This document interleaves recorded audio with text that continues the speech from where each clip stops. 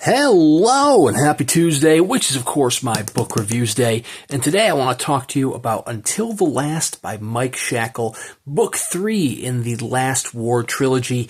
If you have not read the previous two titles or watched my videos for the previous two titles, fear not, I'm going to keep at least the first half of this video spoiler free as I talk about this.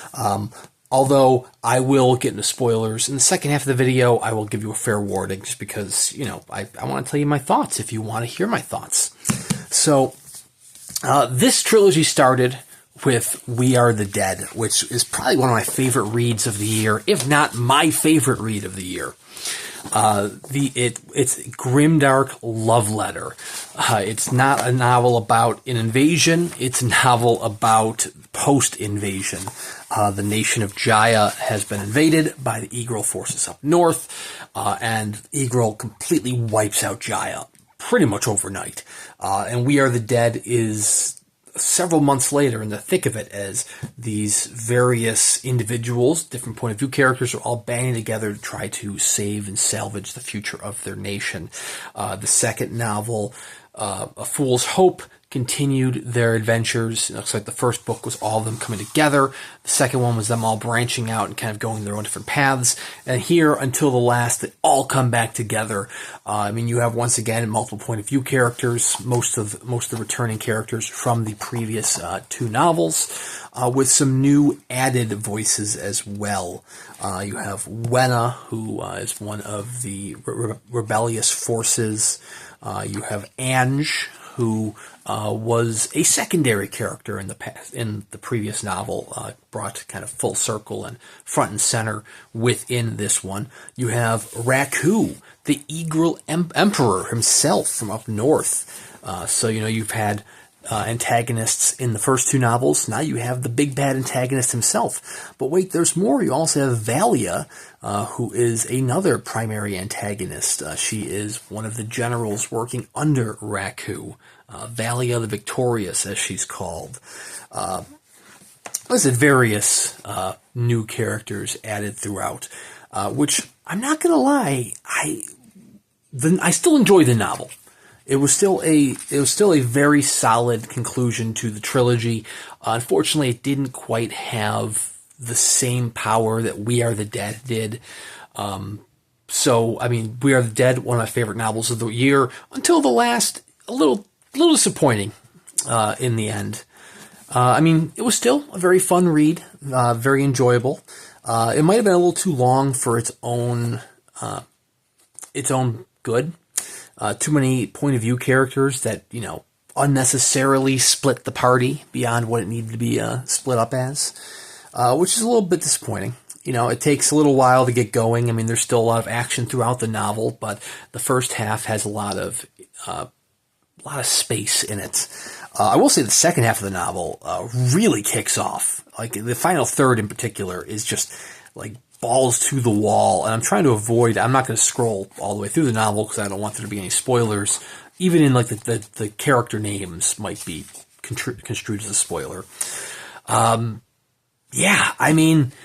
was wary about Tinstra at the end of A Fool's Hope. She had this strange character's journey. There's many point of view characters, but I would predominantly say Tinstra is the protagonist if you had to pick one protagonist. Obviously there's a bunch of protagonists, but Tinstra seems to be the one in my mind who is really central to the whole trilogy. She started out the first book as a coward. She's eventually gets over her cowardice. By the end of the second book, she became a very unlikable character. She starts to redeem me back throughout this novel. Maybe not to the degree that she had won me over by the end of the first novel, but, I didn't hate her as much as I hated her at the end of the second. So, I will say that one of the characters, Yas, felt really out of place in this novel. Yas, by all means, watch my previous two reviews if you need a refresher on who Yas is. She definitely was at the center of her own conflict in the first two novels. In Until the Last, she's like almost really detached from everyone else. She is with the survivors who are trying to make the best out of Kaiosen. which, making the best out of the situation is, a valiant effort, but it felt too detached from everything else, which was a bit of a bummer. But yeah, I mean, it like I said, it's not a bad read. It was certainly an enjoyable novel, nonetheless. Even though I felt like the first novel, We Are the Dead, was really where the trilogy shined, and unfortunately, it does lose some of that luster by the time this trilogy comes to an end. But that being said, I will say that it is still very much a very solid trilogy that Mike Shackle has done here, especially being his debut. Like, these were his first 3 novels. Very impressive indeed. I cannot wait to see what he comes up with next. I will get into some spoiler territory in just a minute. First, I am going to talk about the edition itself. As you can tell, this is the hardcover edition. As I've mentioned in the previous 2 videos, this is only one of 1,000 copies, which is a damn shame. This was from the Broken Binding. This is number 289. Man, this is only available in paperback outside of this 1,000 copies, which is a shame because even though I was a little more disappointed with how the trilogy ended, I still feel like it deserves a Subterranean press treatment or a Grim Oak press treatment. I think it really beckons for a nicer quality hardcover edition. Not that this isn't a nice quality hardcover. I mean, it's a fancy trade edition, but it's I want a fine press edition, if you will. This is more of just it's better than paperback, I suppose. I mean, I prefer hardcover any day over paperback. But I would like a nice sewn binding paperback hardcover.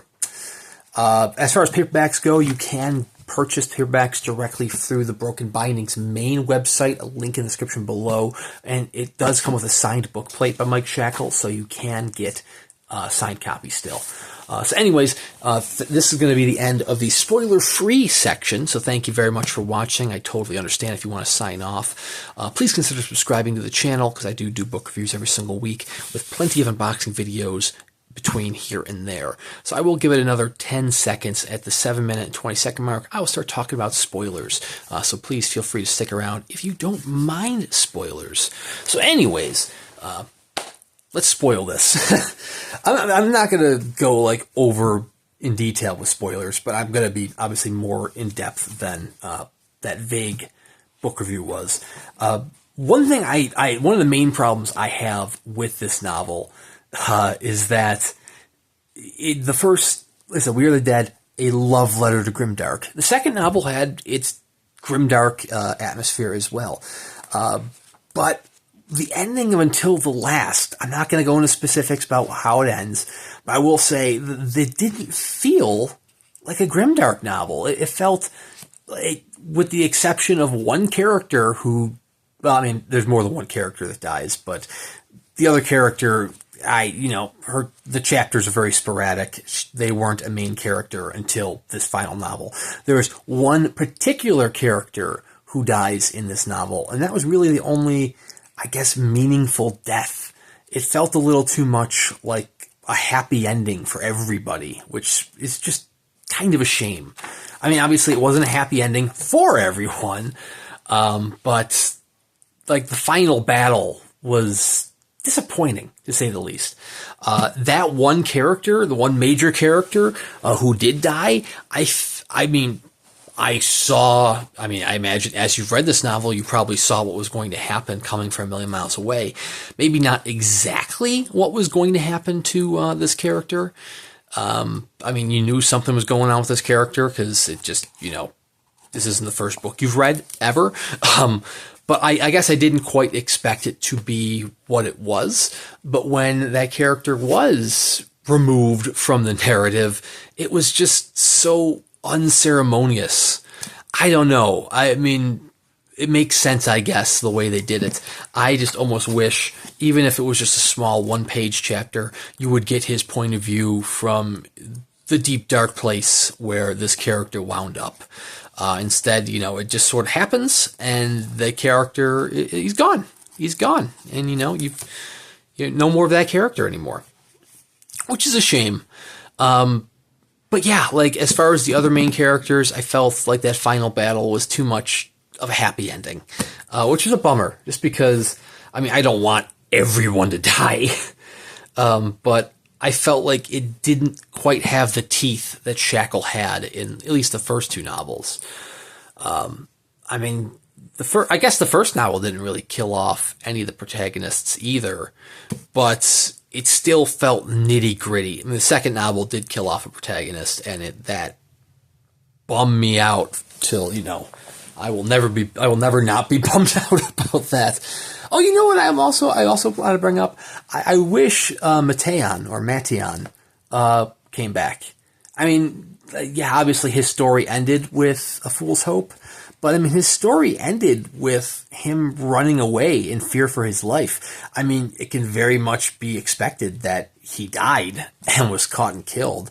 But I would have enjoyed to see if he had survived, if he had tried to assimilate into the giant way of life. It wouldn't have worked. Who are we kidding? It wouldn't have worked. But still, yeah. I mean, I did read a couple of other people's reviews online to see what they felt about the ending, and I know some people were complaining about one of the characters having a kind of a cliffhanger ending. I didn't read it as a cliffhanger ending. I mean, I guess it's sort of vague. You can interpret it as one of two things happening. This character gets killed, or this character doesn't get killed. It's kind of a coin toss between there. I mean, based on what this character has gone through the past two novels, this character gets killed. I'm going to be brutally honest. This character gets killed. Their interaction with the other character in that chapter, let's just say those two characters don't have the best relationship over these past two novels. So, yeah, I mean, I guess it is kind of vague. It is kind of a cliffhanger. But if you need me to say it, I'm going to say it. They're dead. It's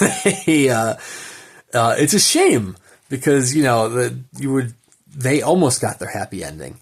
But then again, like I said, I was kind of bummed out by the happy ending to begin with. So it is what it is. I mean, yeah, I would still absolutely recommend the Last War trilogy, particularly the first novel, but it's one of those things where you can't read the first novel without reading the second and third. Sometimes when you get into trilogies, the first novel will stand alone. It's very apparent that Mike Shackle knew going in that he was going to complete his trilogy. So as such, you can't really just read one novel. But anyways, if you enjoy the first novel, you should definitely follow it up to its conclusion, I mean, I might have been a little bummed, a little disappointed with the ending, but it was still, I don't regret reading it. Not at all. I still had a blast. It's just, everyone expects their series or like a series they're enjoying to end a certain way. This just didn't happen to end the way I wanted it to. Like I said, not that I wanted everyone to die. That's not it. It's just, I wasn't expecting as happy of an ending. I mean, there were characters who were clearly on death's door, and they come back just because happy ending, I guess. Anyways, that's about as spoilerish as I'm going to get. If you stuck around this long, thank you very much for watching.